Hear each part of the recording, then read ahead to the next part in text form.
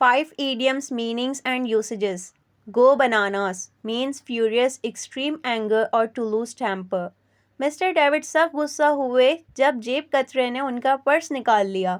Mister David went bananas when his pocket was picked by the pickpocket. Go की second form होती है went.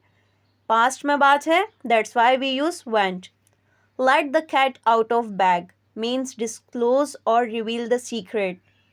मैंने उसे उसको बताने से मना किया फिर भी उसने बताया. Even I refrained her to tell him but she let the cat out of bag. Kick the bucket means to die or pass away.